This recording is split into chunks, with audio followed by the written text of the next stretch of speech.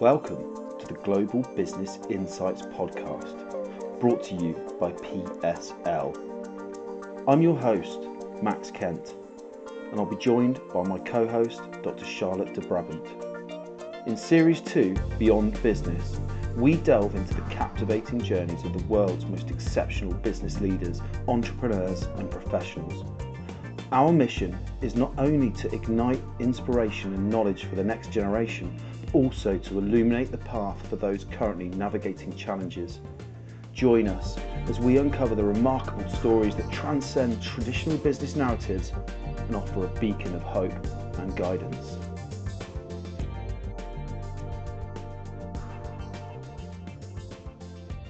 Welcome to our podcast that delves into the personal stories of individuals who have turned their entrepreneurial dreams into reality. And today we have a special guest, Dario from SiPs, who will share his unique journey with us. Hi, Dario. Thank you so much for joining and being here with us. Would you like to start by introducing yourself quickly for our listeners? Yeah, absolutely. Hi, Charlotte. Hi, Max. Thanks for the introduction. And yeah, hi everybody. My name is Dario Kulic, and I've been GPO for P2P and advisor in the animal health sector recently. But joined actually now more on an own mission. So developing an own company. Yeah, I'm happy to be on board. So thank you again for thinking of me as a guest. And so let's rock the show. Absolutely, Dario. Thank you. So just to kick things off, what were the key challenges you faced when transitioning from your previous role to your current position? And how did you overcome these challenges to reach your current level of success? Great question, Charlotte. Actually, it's I think this was one of my biggest challenges, actually. So this switch going from procurement actually now into sales and development is it sounds sometimes very crucial when you say procurement is the opposite of sales, sales is the opposite of procurement. If you just turn it around, you do the same, actually. But in a nutshell, it's not very much. For me, it was awkward. To really honest, being honest here is for me it was awkward to have client calls and actually many client calls. So 5, 6, 7 after another before actually something happens. And this is for me a bit of a new situation because in procurement I've been actually always on the side who pushed. And was the one who had the, let's say, more or less the negotiation power in hand. But now it's the other side. So I have really now to work really more on relationship management, especially relationship management, convincing, and sales actually. So sales is sale. You know what? For me, sales is actually if you're able to story tell. In a way that everybody understands it. It's not too complex, and everybody loves it afterwards. So in a nutshell, actually, you're not convincing people, but by persuading them, you're actually just selling them something by explaining and telling it with a nice story. And I think that's quite an art. And this is definitely a huge challenge. So this is a huge challenge to switch here. From let's say one day to another, but I was not totally unprepared, and this is maybe also I would say an advice maybe or recommendation I would give to everybody. A bit of preparation before. So the thing is, you're not changing from one day to another to let's say from procurement to sales or into these positions. So you have already some kind of a feeling, or you have already a vision, or let's say a target in your mind, and there is a timeline behind. So nevertheless, if you're still in your job, you can't do some sales work. Maybe you can do something on the side. But the thing is here, You can still prepare. You can still prepare in order to understand how this sales work will actually look like. And you know it actually already as a procurement person. Because now as a procurement person, I know what I as a client or the client actually want, because now I'm not the client anymore. I was the client before. But here the thing is, this one helped me. But still, it was preparation, and in the end, yeah, you're getting thrown in the water, huh? So cold water, and you have to swim. You have to show your best. Yeah. Oh, Dario, this is fantastic to hear, because I think it's certainly been exactly the same throughout my whole career. I've worked in both procurement and sales roles throughout my career, and I wasn't prepared for either of them either at the time we started them, but having that learning and understanding of the other side of the discipline, if you like, and the other side of that transaction process is absolutely vital. The best two performing LinkedIn posts that I've put out in the last 6 months have been based around the fact that saying to salespeople, if you want to get on in your career, get a job in procurement, and if you're in procurement and you want to learn more about your procurement role, get a role in sales, and they perform so well. So I think you've hit on something that's absolutely on the money in the industry right now, and it's the best way to learn. So really great answers there. Just moving on a little bit throughout your career, then you've held various sort of leadership roles and in procurement and supply chain management. Have you got any sort of pivotal moments or projects that have significantly impacted your professional growth and then shaped your approach to leadership and innovation at all that you could share with us? Yeah, yes, and it's not so long ago. Yeah, so I would even say in a recent timing, and this was so the point in time when I realized that with my skills, with my talents, with my experiences, and what I can achieve actually in procurement, I'm still not moving forward anymore really in procurement, because I have hit some kind of a threshold.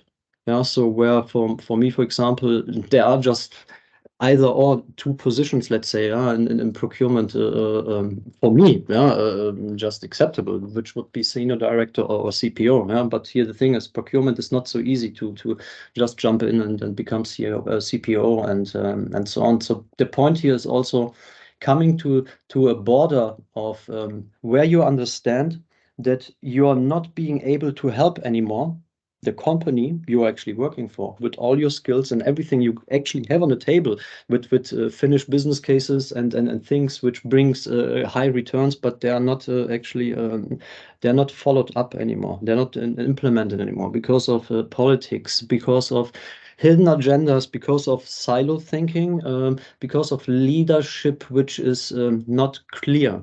Yeah, which is not transparent, and this was for me the day, the day and time when I said, okay, it's for me this is now over. There's no meaning for me anymore. There's also nothing what I am getting out of it. For me, the joy ended actually with the understanding. You can bring as much brilliant ideas as you want in procurement at some point, but if you are sometimes hardly moving forward. Especially when you have filters like your own CPOs and senior directors, who are then also building bridges to IT and other functions and being siloed here. This is very problematic. For me, it was problematic because I just saw there's no development anymore. No development, and there's no future, and therefore I have to spin off myself and invent myself also. Yeah, again. And this is also, I think, a lifetime exercise. So, and there are many points in time in everybody's lives where you have to reinvent yourself again in order to move forward or to do things like you wish you want to do them. Yeah? So, and that you are not actually doing the things others want to do. Dario, thank you for sharing. And I absolutely love the slogan of reinventing yourself to move forward. But now I would like to transition to one of my favorite topics, and that's all about talents. And as a mentor yourself and talent developer, you've guided numerous professionals on the career path. Just to dig a little bit further, is there a particular success story of someone you mentored that very much stands out to you? And what lessons can aspiring business professionals learn from this experience? Great question, Charlotte. I love it. So yes, I have not just one. I have 17 examples, and it would be also unfair to just name one of them, because all of them have actually achieved something very outstanding. And here, the outstanding thing that I actually have achieved is, at the day I hired them, interviewed them and hired them, I knew that they have low to absolutely no experience with the systems, with the procurement anyway. None of them worked in procurement, and just a few had some corporate experience. So here the thing is that the training level was absolutely low. They didn't actually had any clue what they're going to do, but still they believed. So here the thing is, they believed in me and my vision, and in my that I could actually give them the feeling that there is meaning, that there's a real meaning behind what they're doing. And not just in costs, no, in terms of emotions, in terms of pains, and in terms of that we help not the leadership. No, we help actually the people who are working. So the people are the workers who are they are doing the job, and bringing the turnovers into the company. And here they understood this meaning, and from that point on, it did not matter anymore how much knowledge they had or not. They believed in me and believed that I said to them, I will train you everything in 30 days, and from then on you're going along. Yeah, and then you will just come back to me if you need me, guidance or help, or you're not moving forward, or if you face politics. Because also here I said to them, you are not involving in this. This is all on me. Yeah, so you are just only doing your job. So with this approach, it turned out in the end that all of them became, after 1.5 years, experts in their fields they have never even worked before. They have even not a diploma in these kind of fields, not even in economics, not in sales, not in procurement, not in business administration, but they have become even some better experts than I have seen before, and even more. So what they have done actually is they overcame the fear of having the mindset of, I don't know how I will do this and I will fail. I'm feared, I'm scared. So they overcame this. They overcame this because they believed in me that I will bring them everything they need and that they will succeed without having these prerequisites. And here I'm very much a friend of saying, if you want to go into any function, doesn't matter if procurement, sales, or whatever, and you have never worked in this, it doesn't matter. If you will learn it, if you want to do it, you will learn it. And this is the point. If you have the will, you will learn it, and you will even learn it without university and other things, and you will succeed. And here the point is just you have to believe in yourself. You must believe in yourself, and you must avoid listening to people who are saying that the things you believe in are not correct and will not lead to any fruitful results. Thanks again, Dario. That's so great to hear and really inspiring for those. I think just when you're saying that, it's not just believing in yourself, it's having someone like you that believes in them and gives people that may have the talent but not the confidence to go for it and give them that backing. So I think we need more people like you out there doing this. One of the things that on our last podcast that was a real key point was some of the stuff you talked about in the savings and time savings around the implementation of digitization and AI technologies. So when you were in your roles as global process owner and directors in P2P, you really did emphasize those sort of functions. How do you envision the future of procurement and its potential to transform business in such a rapidly evolving technological landscape? There's so much new tech coming out there, isn't it? New data, new systems all the time. I love this question. Actually, this is actually my fundament at the moment, what I'm also working on. Really on transforming here, especially procurement, but with procurement also all the other functions, making them more collaborative. But let me just start here with, yes. So what I think about AI and the future of procurement. So today, procurement is still suffering under, I would say, a lot of transactional workload. So really, again, non-value added workload in the systems, POs which need to be closed, amended, these type of things. So this is not value added. Whereas procurement actually, and sourcing especially, in the company must be a value added partner for any stakeholder because and also throughout the whole process. Yeah, so really guiding the stakeholders, helping them, not just showing skills in negotiations, but really having also a structured approach, a serious approach. Yeah, so that their procurement is a kind of an external sign, of the company, because you're externally dealing with a lot of suppliers and other parties, and you are there is a kind of how say a role model must approach. Yeah, so when you have so much contact with external providers and suppliers and so on, then you are the face of the company, and here there must be done serious business also. Yeah, so and this is expected for procurement, and I think no, I know, I believe the future of procurement will go again back into this. They will make more stakeholder management. I'm not just talking about drinking coffee, yeah, so making meeting, drinking coffee, how are you doing, something I can do for you. No, really, really more deeper stakeholder management throughout the whole process, starting sitting down with them and talking about what they envision on their categories, what plans do they have, and start this implementing into their own category strategies, building them also up together, working also more closely with sales. So this is also what you mentioned, yeah. They have to lose transactional workload in order to gain more time to have time to work more with sales, for example, and also with the stakeholders, and so on and so on. And it is about bombarding, not so stopping the bombardment of this non-value added workflows on procurement, because it's just frustrating. I know this, yeah, also from my own experience. But the thing is here, the more this happens, the less value comes out of procurement, because frustration is also increasing, and people are leaving, because they can do a better job somewhere else where they have the freedom to do it. And this is the point. So now I think procurement will get more freedom again to operate less system transactionally, but more on a relationship management, on diplomatic things, on negotiations, on future developments, also getting more integrated into future strategy visions of the company.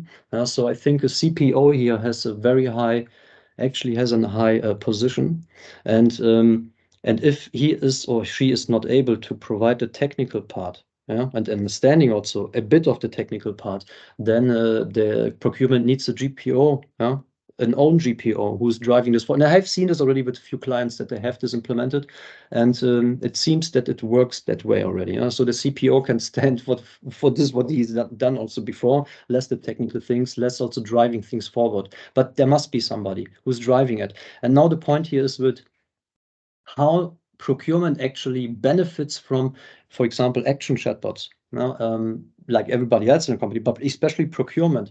Procurement will have the possibility to use this during the negotiations to get ad hoc information about the supplier, so that they can effectively win negotiations also. So just imagine you needed during your negotiation with the supplier specific data, and in the past you had to go to SAP, extract it, and build first your list and so on. Yeah, you can't do this during a negotiation, but now you can just go into Teams, ask the Teams bot your question, and he's giving you the answer, and then you have already the benefits. And this will just go on and just increase this type of work, and therefore procurement will drive forward digitalization. Oh, Dario, I love that answer, and all your thought leadership. Just to follow up, your involvement with SIPS, the Chartered Institute for Procurement and Supply Chain, very much showcases all your commitment to the industry beyond just your professional role. Can you tell us what motivates you to contribute to the development of procurement and supply chain professionals through non-profit activities, and how has this involvement very much enriched your journey as a business professional? Oh, absolutely. So I always had the wish and the dream to join a non-profit organization as either advisor or any kind of help, non-profit will help, just to and this is my philosophy. So my basic principles. I am a person who is open and shares always every kind of knowledge I gained, I don't know, worked out, and give it to everybody. because I have no mean in hiding or keeping things for myself to have an, I don't know, an advantage of it. So this is, for me, this is nonsense. It's also not working anymore. This is not the zeitgeist of today. The zeitgeist of today is, I think we need to go back again and start more doing collaborating things rather than just fighting against each other for nothing.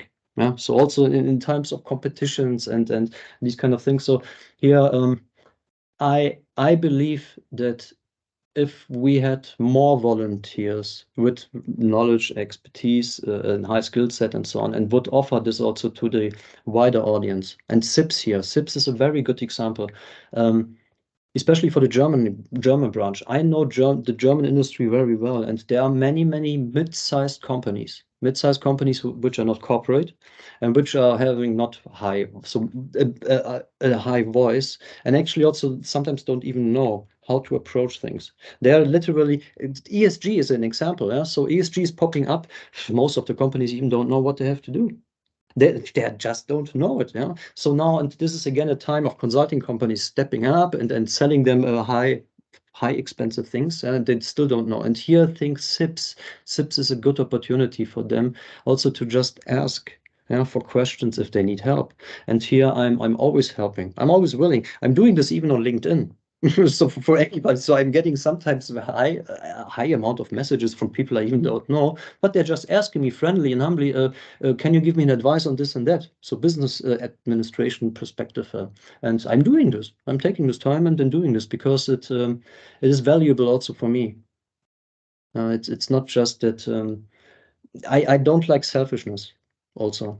Selfishness and being just for yourself and I don't see value in this. I see more value in bringing the whole world forward. Okay, so and we will just bring the whole world forward if we sometimes give something from us for free as well, and also without expecting a return in the first case. And I mean, if you don't do it anyway, then karma will give you the highest gift in the end. Yeah? But this is a thing. So it's also an art. It needs to be learned. And I'm also not perfect in this. But again, I love to help. And maybe I have also helper syndrome. Maybe this is the problem. I don't know. No, but look, I'm always willing to help, and I love helping people who really don't know what to do. Because I can't also stand these kind of situations to see parties and people helplessly, turning around and around and around, and everybody would just be helped if you give them just some information, and this information doesn't cost even, and it's giving even the advantage. And this is what I mean. So if more people would do these small kind of things and trades and gifts and so on, we would move forward quicker, all collectively.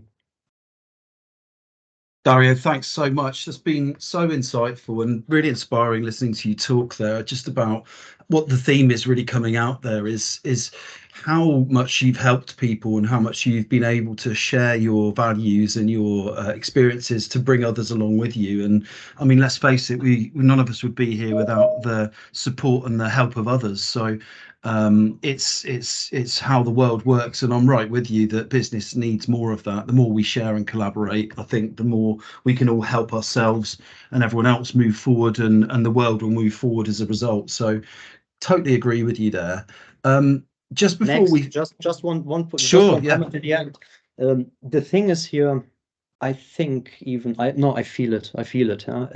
This will come with the next, I would say, the next 10 years, but it is inevitable that we will need each other, because the pressure is just increasing, the costs are exploding. Everybody is just looking on how to reduce, how to survive, how to do this and that. And if we are not sticking now and starting to stick together, then we will just collectively go quicker under.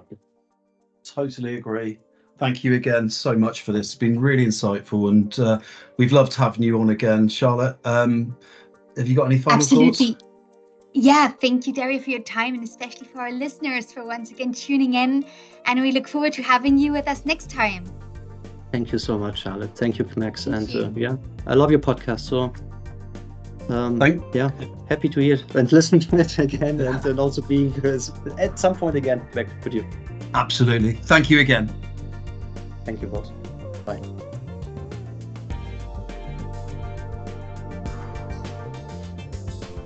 Thank you for joining us on this enlightening episode of the Global Business Insights podcast.